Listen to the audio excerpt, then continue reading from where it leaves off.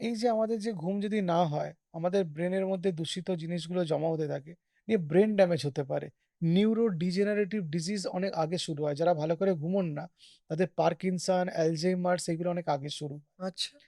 যারা ভালো করে ঘুমোন না, তাদের হার্টের অসুখ অনেক আগে শুরু হয়। Cardiomyopathy, ischaemic heart disease.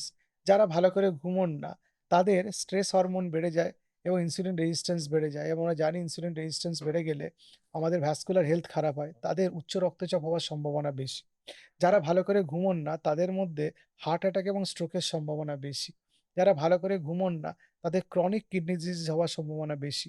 যারা ভালো করে ঘুমোন না, তাদের ডায়াবেটিস এবং কোলেস্টেরলের সমস্যা হওয়ার সম্ভাবনা বেশি।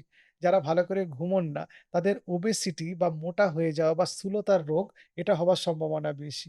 যারা ভালো করে ঘুমোন না, তাদের থাইরয়েড ডিসফাংশন হওয়ার সম্ভাবনা বেশি। যারা ভালো করে ঘুমোন না, তাদের মধ্যে ইনফার্টিলিটি বা রিপ্রোডাক্টিভ হেলথ তাদের খারাপ হওয়ার সম্ভাবনা বেশি। যারা ভালো করে ঘুমোন না, যাতে গ্রোথ হরমোন অত ভালো করে বেরোতে পারেন না, তাদের গ্রোথ ভালো করে হয় না শরীরের। অনেক টিনেজার্সরা ভালো করে ঘুমোয় না। তাদের গ্রোথ ভালো করে হয় না। যারা ভালো করে ঘুমোন না, তাদের কর্টিসল আনহেলথি লেভেলে রাইজ করে। তাদের সেখান থেকে ইনসুলিন রেজিস্ট্যান্স হয়। তাদের সেখান থেকে ডায়াবেটিস, উচ্চ রক্তচাপ এগুলো হওয়ার সম্ভাবনা বেশি। যারা ভালো করে ঘুমোন না, তাদের এজিং হওয়ার সম্ভাবনা বেশি। যারা ভালো করে ঘুমোন না, তাদের অক্সিডেটিভ স্ট্রেস শরীরে বেড়ে যাওয়ার জন্য তাদের স্কিন খারাপ হয়ে যায়, wrinkles হয়ে যায়। স্কিনে প্যাচ পড়ে, চামড়ায় প্যাচ বা কালো দাগ পড়ে। যারা ভালো করে ঘুমোন না, তাদের চুল পড়ে যাওয়ার সম্ভাবনা বেশি। যারা ভালো করে ঘুমোন না, তাদের হেয়ার ফলিকলস এর যে মেলানিন থাকে তারা তাড়াতাড়ি এক্সহস্টেড হয়ে যায়।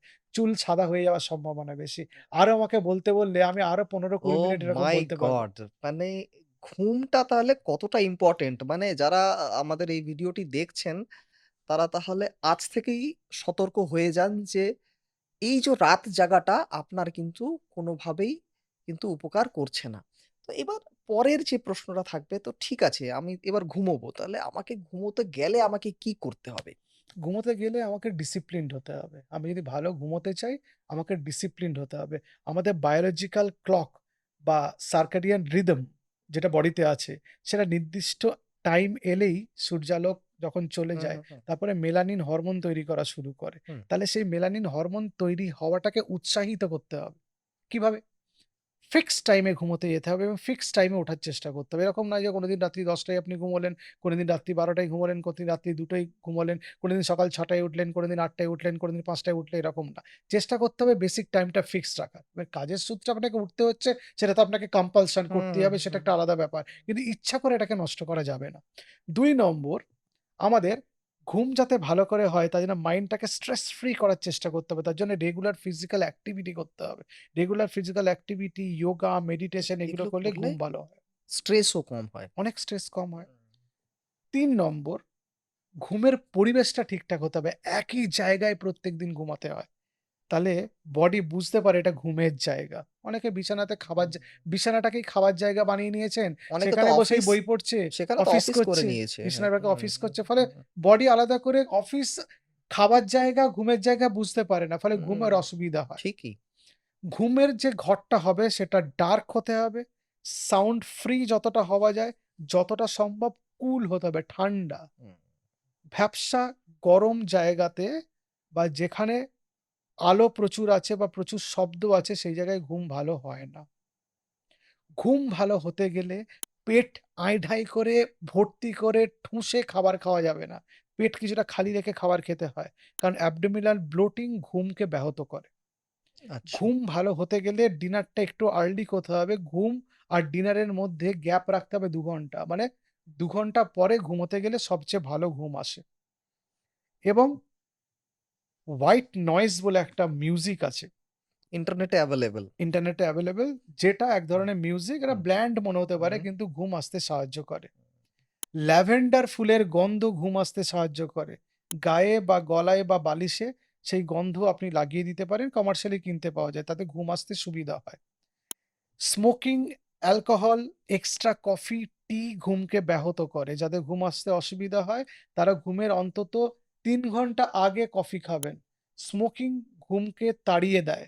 অ্যালকোহল ঘুমকে লাইট করে দেয়। অনেক বলেন যে লোকে অ্যালকোহল খেয়ে ভালো ঘুম হচ্ছে।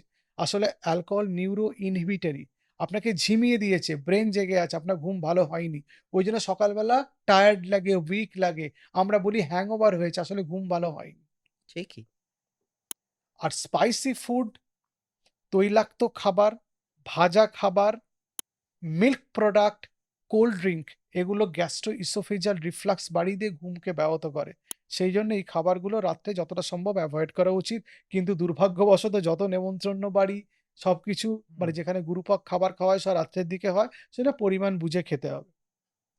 আর ইম্পোর্টেন্ট আরেকটা জিনিস আছে সেটা হচ্ছে মেন্টাল হেলথ। যাদের অ্যাংজাইটি, ডিপ্রেশন আছে সেটার চিকিৎসা করতে হবে নাহলে ঘুম ভালো হবে না।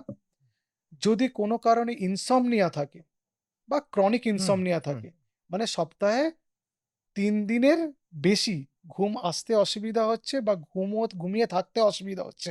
এটা যদি ৩ মাস ধরে চলতে থাকে, আবার আমি বলছি, হুম। সপ্তাহে ৭ দিনের মধ্যে ৩ দিন falling asleep or maintaining sleep এ যদি প্রবলেম হয়, মানে ঘুম আসতে অসুবিধা হচ্ছে বা ঘুমিয়ে থাকতে অসুবিধা হচ্ছে, এটা যদি ৩ মাসের বেশি চলতে থাকে, এটাকে ক্রনিক ইনসমনিয়া বলে। তাহলে এটার চিকিৎসা করতে হয়। এটার চিকিৎসা আছে, এর ওষুধ আছে। যেটা চিকিৎসা না করলে ঘুম ভালো হবে না। আচ্ছা। আর মানে এমন এটা একটা মানসিক অসুখও হতে পারে। এটা একটা মানসিক অসুখও হতে পারে এবং এটা একটা অসুখ এবং অনেক ক্ষেত্রে দেখা যায়। আর যাদের ঘুমের কোনো ডেফিনিট প্রবলেম আছে লাইক অবস্ট্রাকটিভ স্লিপ অ্যাপনিয়া বা ঘুমোতে গিয়ে সমস্যা হচ্ছে যেমন সার্ভাইকাল হুম, স্পন্ডিলোসিস হুম, হয়, ঘুমোতে গেলে ঘাড়ে ব্যথা করে, ঘুম আসে না বা ক্রনিক পেইন সিনড্রোম আছে, কোমরে এমন ব্যথা আছে ঘুমোতে গেলে কোমরে ব্যথা বেড়ে যায়, তাতে আপনার ঘুম আসে না। বা রেস্টলেস লেগ সিনড্রোম আছে, ঘুমোতে গেলে পায়ে অস্বস্তি, ঘুম আসছে না। অথবা প্রস্টেটের প্রবলেম আছে, রাত্রিবেলা বারবার ঘুম ভেঙে যায়, ইউরিন পেয়ে যায় বলে, এগুলো সব চিকিৎসা করতে হবে তবে ঘুম ভালো আসবে। আচ্ছা, অনেকের তো ঘুম আসে না এবং তার জন্য দোকান থেকে অনেক ওষুধ কিনে খান কিংবা ডাক্তারবাবু একটা ওষুধ লিখে দিয়েছেন। সেই ওষুধটা হয়তো ডাক্তারবাবু বলেছেন যে, "তুমি এটা ১০ দিন খাবে বা ১৫ দিন খাবে তারপরে আসবে।"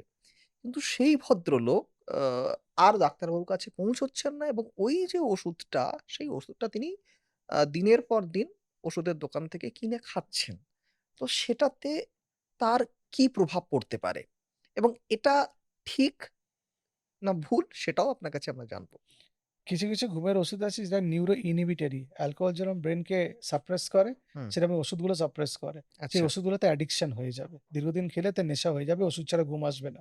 ২ নম্বর, কিছু, কিছু ঘুমের ওষুধ আছে যে ঘুমের ওষুধ আমাদের মেমোরি প্রবলেম করায়।